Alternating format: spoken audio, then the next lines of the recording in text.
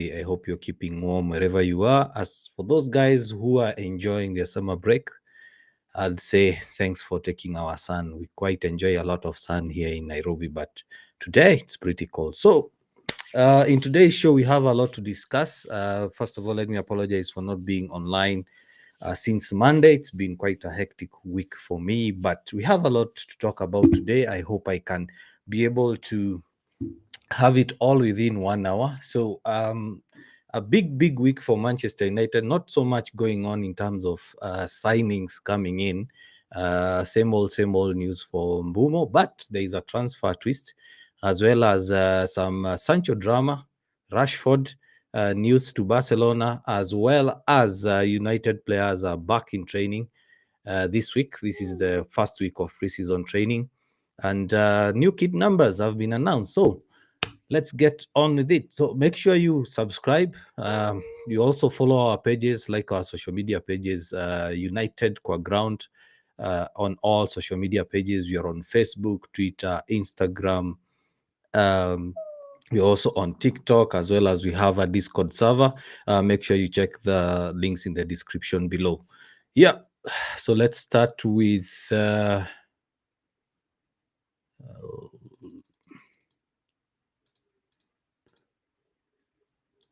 let's go. Yeah, so let's start with Forest's Visa bid or Visa bid. May block Mbeumo. Nottingham Forest have submitted a new bid for Yohan Wissa, the 28-year-old Brentford forward, but it's below the 50 million plus evaluation by Brentford. So, what does this bid mean? If either one of them is to be subject to a bid, both won't go. Basically, Brentford don't want to sell both players at this point in time. So Nottingham Forest had their bid rejected. They placed a 25 million pound bid for Yohan Wissa, which was rejected. Remember that Nottingham also wanted him in January, but they also had a bid that was rejected. And should we get worried as United fans, considering that Wissa will be going? Or might be going, and if Wissa goes, then Mbeumo won't be signed by United. Well, the news this week is that the deal is close. Every day we keep getting the same news, quite old news or similar news, that United and Brentford are continuously in talks and the deal is getting closer. Some reports say that the fee is basically agreed, but it's a discussion to do with the payment plan. And I want just to comment about the frustration with United fans considering the Mbeumo deal. I've seen mostly yesterday fans complaining that Tottenham have spent 100 million on two players. They've announced two players within a matter of hours. Well, today news broke that one of the players, that is Morgan Gibbs White, they have an issue with that bid. The club is taking them, or they're exploring legal action because Tottenham spoke to MGW without permission from Nottingham Forest. So back to my point about the spending. I saw a comment on Twitter that Tottenham have spent 100 million and United haven't spent much. And the argument was why Tottenham have money to sign players, but United don't. Well, this is a bit tricky because consider United at the moment don't have enough money in the war chest. We've already spent 62.5 million pounds, a million on Cunha. We've already spent £1 million on signing Emsden James from Southampton, and we also spent I'm not sure the amount to sign Big. So we have a little left. From the reports I'm seeing online is that United only had about 120 million to spend. The other thing that the club is trying to do at the moment is to save on transfer fees. We want to stop having the United tax. So, for example, we can't sign Mbeumo for 80 million. The club values Mbeumo at 55 million. Brentford want 65 million for him. And we know at the moment, Radcliffe is saying we can't be overpaying for players because we've seen with the likes of Anthony, with the likes of Sancho, when it doesn't work out, it becomes difficult to ship them out, or when we ship them out, we are not making profit. So the fee, more or less, they will meet halfway, based on the reports we are seeing online. And to me, my understanding is, and from reading in between the lines from all reputable journalists, is that an evaluation has been made. United are about to make an offer, but they don't want to make a third bid without having a full agreement with Brentford. And most of them are saying that they are seeing Mbeumo finally signing for United. So we need to be calm. I know we are frustrated. We are seeing other clubs signing players, our rivals strengthening. We've seen Chelsea spend quite a bit. We've already seen Man City and Liverpool spend. Arsenal are also spending and they're buying players. But we need to be patient. We need to understand that right now we are not in a good position as a club. We cannot spend the money we are used to. We've been spending unwisely. We've been overpaying for players, offering them high wages. I said this in the last podcast. We need to be clever in how we are spending our money, as well as we need to appreciate that the club is trying to fix the structure. We've seen news recently that Manchester United are going to get someone under Vival to work as the senior head of recruitment. So those are the things that we need to acknowledge. You've also seen United changing strategy by signing young players. If you look at the likes of Heaven, you look at the likes of Dogu, Chido. These are players that we are guaranteed at least for the next 10 years we have a good squad. And if it doesn't work out, well, we can sell them at a profit. Look at another good strategy that has been employed, and it's about to give us 13 to 15 odd million with sign-on fees. So we need to be patient. Short-term pain for long-term gain. Yes, we finished 15th. I acknowledge that. I'm furious with that. I'm also frustrated that the club is not supporting Amorim. We need to see the club moving, but the window is still young. Let's say we are midway. We still have a lot of time to go. All I urge for is patience moving forward. So coming back to the Visa and Mbeumo deal, I just hope that Nottingham don't get to sign Visa, because as the report states, that Brentford don't want to lose both. Moving forward to the next point, and before I do, thank you for the 23 people. Now we are in 28 people who are watching live.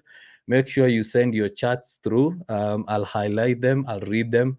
I always want to appreciate the guys that are watching. In case you have any question, any comment, please make sure you post in the comment section, and then we'll highlight them. Now, we have new squad numbers at United. Tyler Fredrickson, Chido Obi have gotten new squad numbers. These are players that are now will now be involved in the first team. And this is one of the things that I like about us going through this rebuild period. It means that the good academy players that we have will get a chance in the first team. One of the things that frustrated me the most under Ten Hag is that our good academy graduates are not getting chances.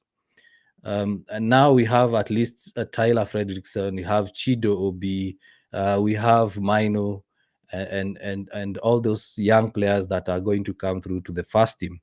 So that they've been given squad numbers, new squad numbers. Tyler will now wear the number 33 from 55. Chido, we've seen him already playing in the 56. He'll have the 32. And already we've seen news about Diogo Dalot now having the number 2 shirt from 20. Does that mean that Mbeumo will be given the number 20 shirt? Well, let's wait and see. Matthias Cunha, we already know he's been assigned a number 10 shirt quite controversially. Let me know in the comment section below whether you still think, or you think that it was disrespectful to give him the shirt number while Rashford is at the club. New academy players, New numbers for academy players, sorry. We have Shea Lacy, who's been given the number 61, and Dito Mantato, a very exciting player, has been given number 70, and then Reese Monroe has been given number 65. So these are good things we are seeing at the club. At least the young players are getting chances.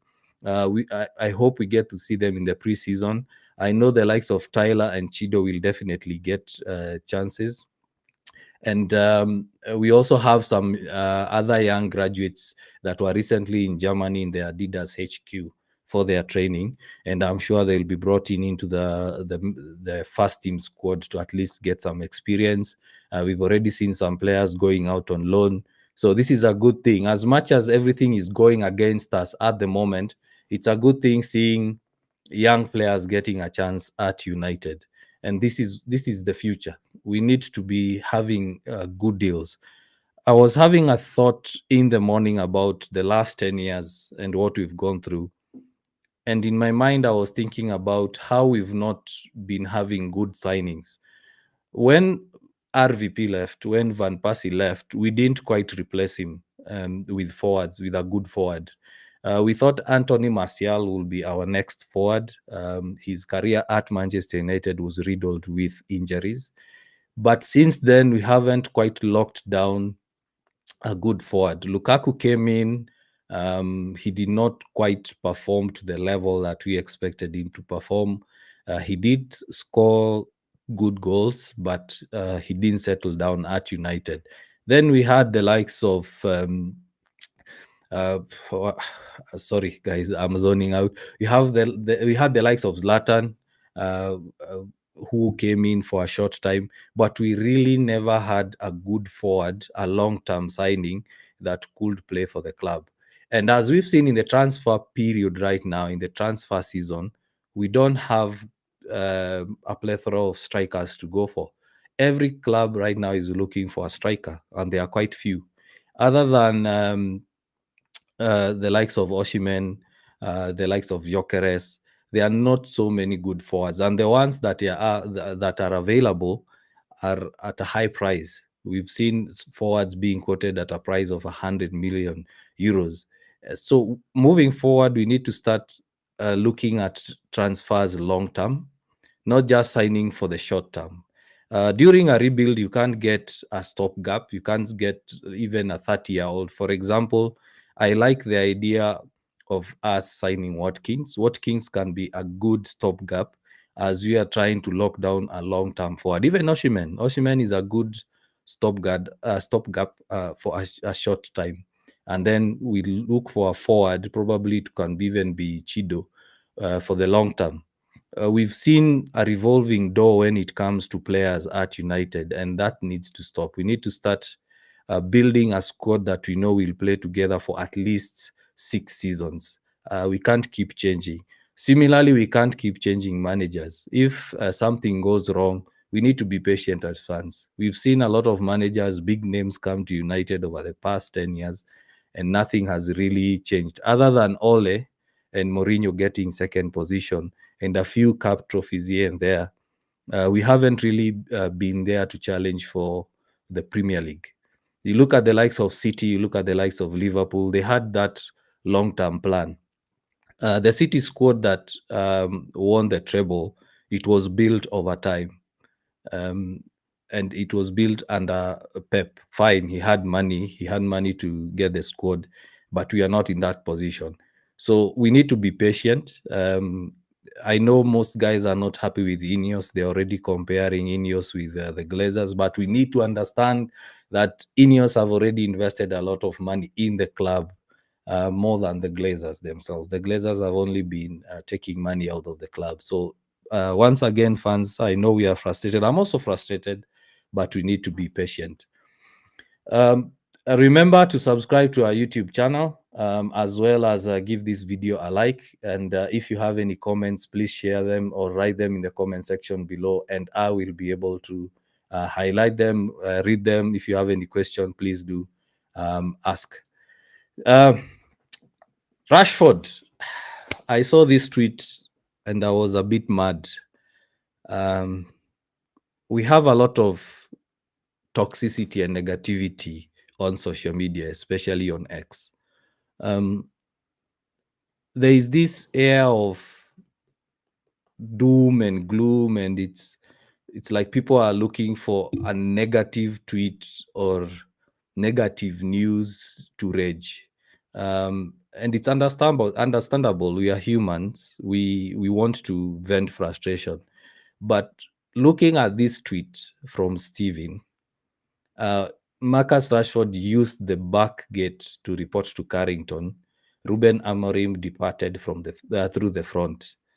Now, I was asking myself, does it really matter which gate is used to access Carrington? Whether it's the front gate, back gate, side gate, does it really matter? Then look at the headline of the article. Why Manchester United forward Marcus Rashford drove into Carrington amid transfer speculation. So why would you take that line from the entire article? It's in the article and then post it there. It's rage baiting.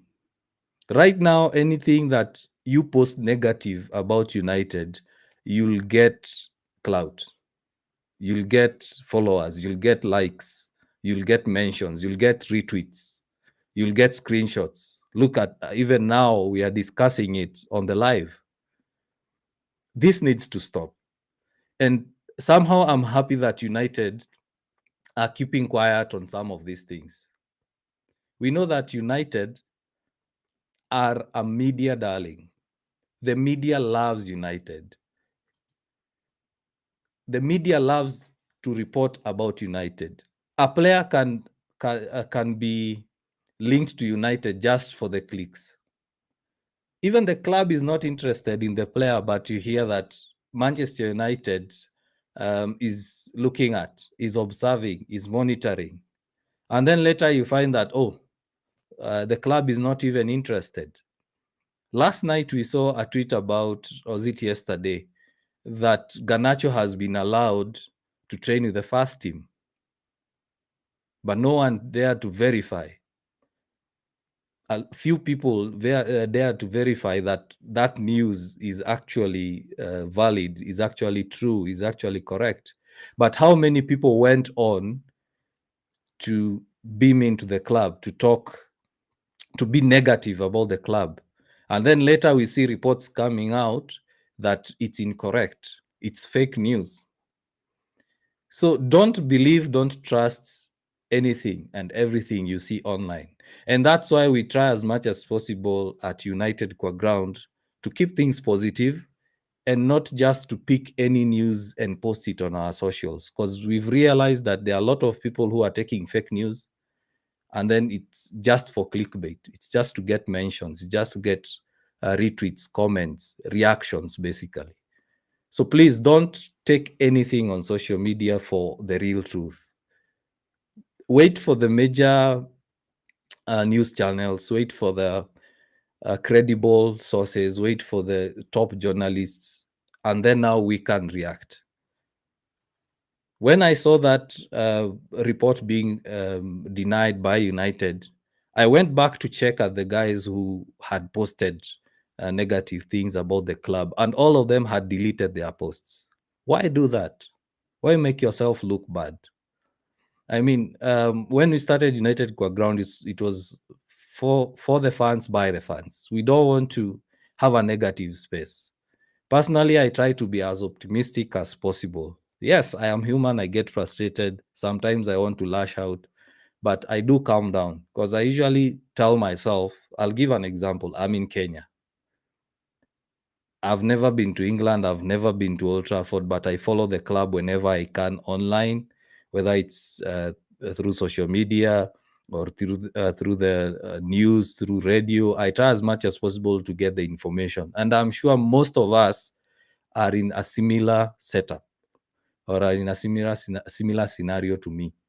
We only know what we are told, and when people come out and say sources say, we don't know whether they are saying the truth. So at this point in time, there is a lot of negativity. There is a lot of fake news coming out of United, and we only know what we are told, or we only know what we read. And myself, I've decided to just wait for the big wigs. Wait for the likes of Ornstein, the likes of Lowry Whitwell. Those guys do their homework, they do their research. They don't put in words, or they are paid by the words to get likes. And in the last podcast, I said I'm a bit disappointed with Romano Fabrizio, because he's like now churning out the same thing. He's repeating the same thing in all his tweets. You don't need to do that. Yes, I know Manchester United fans want updates every now and then, but I would rather have silence than noise. Then we can't be able to filter what is true and what is false. So once again, fans, please, don't react to every news you read on social media. Select the credible sources. You are allowed to react. You are allowed to say whatever you want to say, but please don't react to fake news. Social media nowadays is just riddled with a lot of, especially fan pages that are trying to look for clicks there, and rage baiting. Moving on, Florian Plattenberg um, from Sky Germany said that Rashford is subject to a bid from Barcelona. And we understand that they wanted to sign Nico Williams. We all know that Nico Williams signed a new contract at Atletico Bilbao and basically rejected Barcelona. Barcelona also went to Liverpool for Diaz, but Liverpool say no, we are not selling him. He's still under contract. He still has 2 years on his contract, and you're not selling him.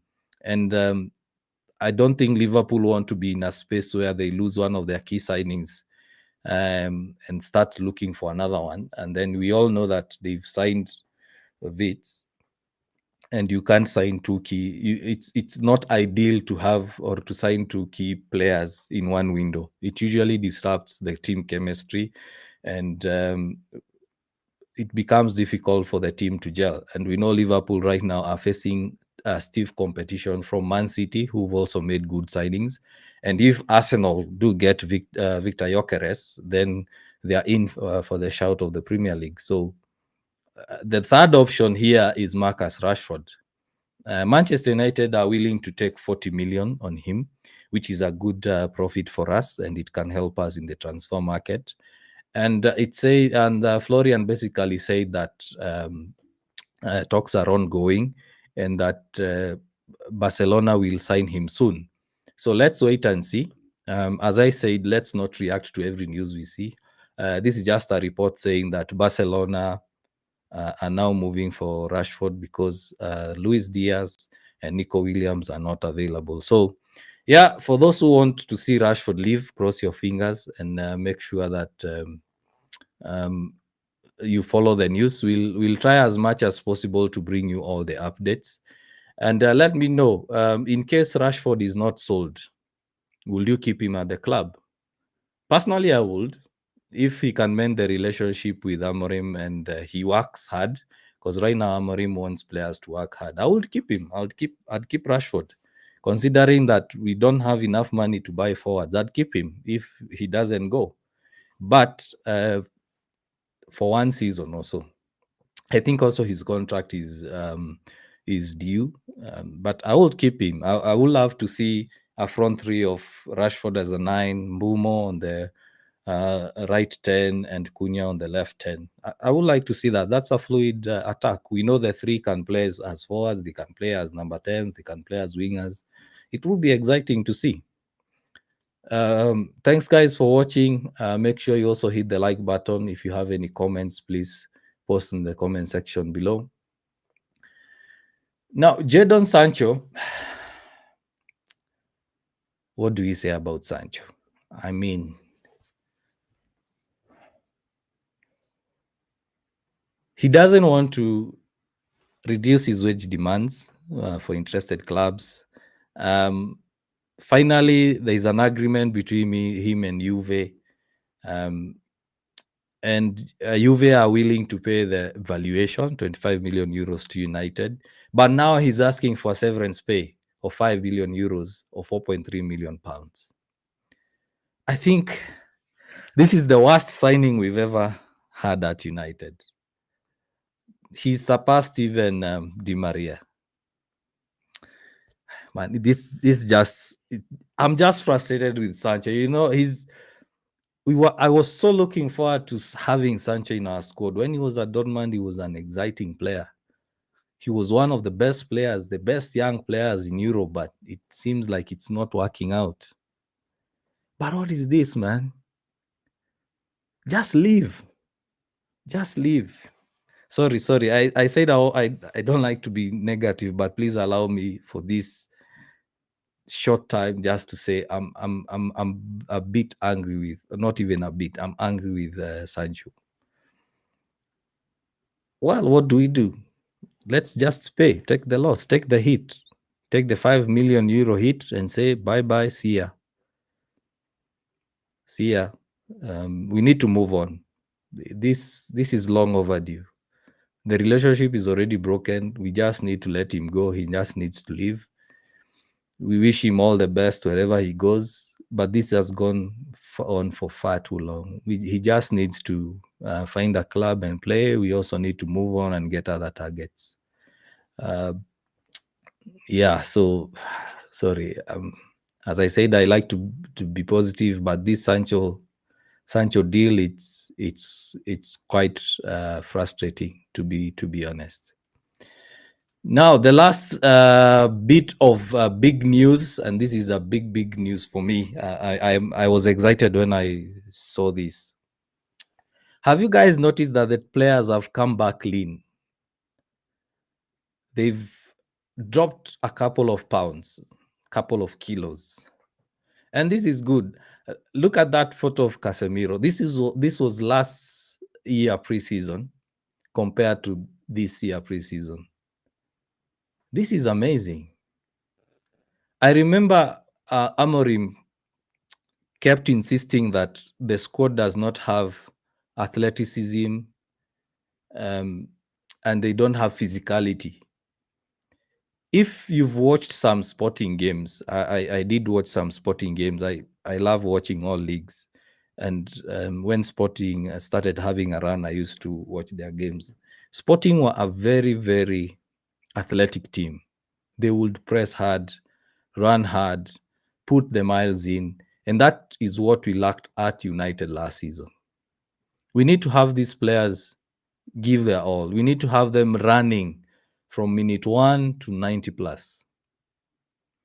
And one of the things I love about some of the players we have, for example, like Mazraoui, he runs till he's dead. And we've heard Amorim say that Mazraoui is dead because he runs, he gives his all.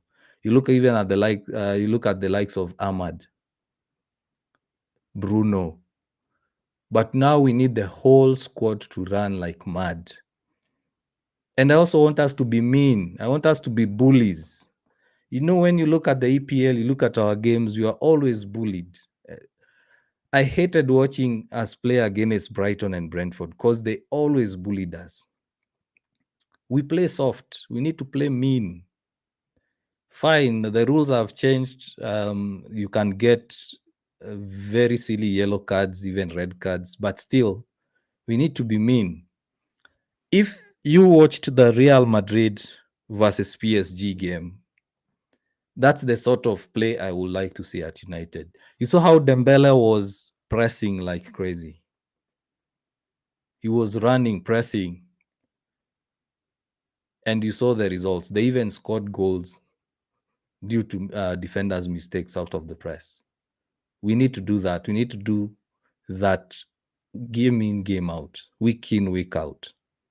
And we are lucky because we only playing EPL, the Premier League, and the cup games. We don't have a lot of midweek games, so we can do it. I also saw that. I also saw a tweet, a report saying that some players are also put on specialized fitness training so that they avoid injuries. This is why I love preseason, because the coach can come and say, "This is the schedule I want. This player is injury prone. He won't train with this set of players." For example, Mason Mount, Luke Shaw we know that they are injury prone. So they need to have a specialized training for them. If you guys remember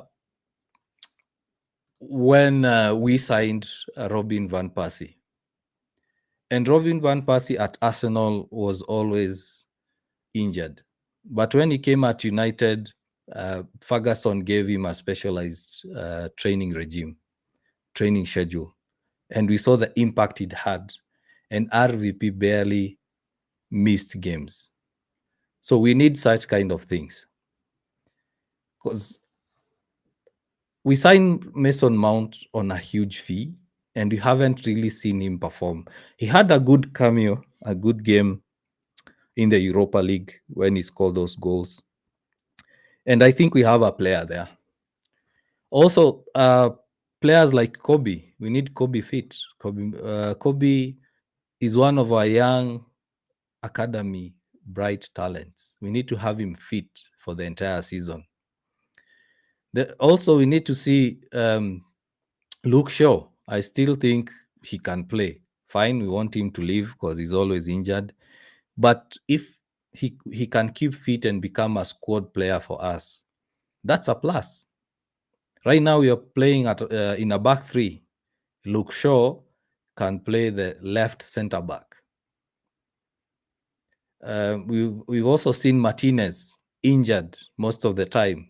I'm sure he's one of the players that has been given a specialized training schedule, training program to keep him fit. He's also an option at left center back. We need to have these players fit. The likes of De Ligt, he also got injured during the season. We need to lock down a set 11. And I'm sure in this preseason, Amorim is going to get his preferred starting 11. Because last season we saw a lot of changes, and partnerships in the field of play during gameplay is important. Because you get to create that system, you get to create that pattern, that chemistry. But changing players week in, week out becomes difficult. And as I've said, it's a good thing that United are only playing one game per week. By the cup competitions, when they start, of course, it will be 3 games per week or 2 games per week. So we need to have that. I like that. It means that now the coaching team, the medical staff, are using now the new data department to actually now change things at United. Yeah, the transfers have made us become frustrated, become negative, but if you just cast your eye further ahead, you actually read in between the lines, you'll see that there are a lot of changes that are happening at United and they are good. And I'm really excited to see how this season goes. Regardless of whether we get more signings or not, I'm still excited to see how the season goes. I want to see the likes of Chido get more game time. If Rasmus is not sold, I want to see how he performs. Personally, I'm willing to be patient for one more season, give Amorim more time. I've seen most fans saying that he will be sacked by December. But if he gets sacked, it's not Amorim's fault. It's the club's fault because they haven't supported him. He came in and said, I'm set on a 3-4-3 system. And that's how I play. That's how I know. That's what I know, and that's how I know how to play. So we can't expect him to change. And even if he changes, it's the same system, but positions change during either attacking phases or defensive phases. We've seen the Club World Cup. I'm sure you've watched a couple of games, the Club World Cup. We've had teams playing the same system and getting success. PSG play out of the back using a back three, and it's working well. Players now, Manchester United players now will have a chance to get more time to work on the system, understand the positioning, understand how the system works, where they are supposed to be. The system is fluid. It can change to a back five during defensive phases. It can change to a midfield five if you want to dominate the midfield. In the attacking phases, you can have 3, you can have 4, you can even have 5. And football has changed. We were so used to having a stack system where a player is told, this is where you're supposed to be, and that's it. We are so used to 4-4-2, 4-2-3-1, but football is changing. It's all about fluidity. If you look at PSG, right now they are the model club and how they are playing. We can't really lock down Dembele's position. At one time he's on the left, another time he's playing as a number 10, the other time you're seeing him on the right, another time you're seeing him as a forward, and that's how it's supposed to be. And I'm taking our squad at the moment, looking at how Amorim wants to set up if we get Mbeumo, is we get a forward, then we have the 2 10s, Mbeumo and Cunha, and of course Bruno, which is also a headache because our midfield is quite open at times, and we have a good defensive midfielder. So looking at that system, we can see that Cunha can play as a 9, Mbeumo can play as a 9, Ahmad can come in as a 10, Bruno can come in as a 10. We know that Cunha also likes dropping deep to collect the ball, so it means Cunha and Bruno can swap positions. So at times Cunha is playing deep and Bruno is playing as a 10. We've also seen Mbeumo coming to take the ball deep from the wings on the right. So that means that Ahmad and Mbeumo, if we get him, can swap position. At one time, Mbeumo can play as a right wing back and Ahmad plays as a right 10. So that's the sort of fluidity I'm excited to see. And that's how modern football now is being played. So it's not about having a set position. From time to time, we've seen Ahmad dropping deep to cover for Mazraoui, who's now playing as a right wing back. So yeah, it's exciting times. And I think that's it for tonight. Thanks, guys, for watching. Make sure you go to our YouTube channel, United Ground, and subscribe. And I want to thank all the subscribers. We started this channel, funny enough, 2 weeks ago. Our first live was on Monday, and we're already at 28 subscribers. So make sure you go to our YouTube page, you hit the like button on this video, as well as you subscribe. We'll try as much as possible. I'll try as much as possible to be coming on live and having chats with you. So until next time, guys,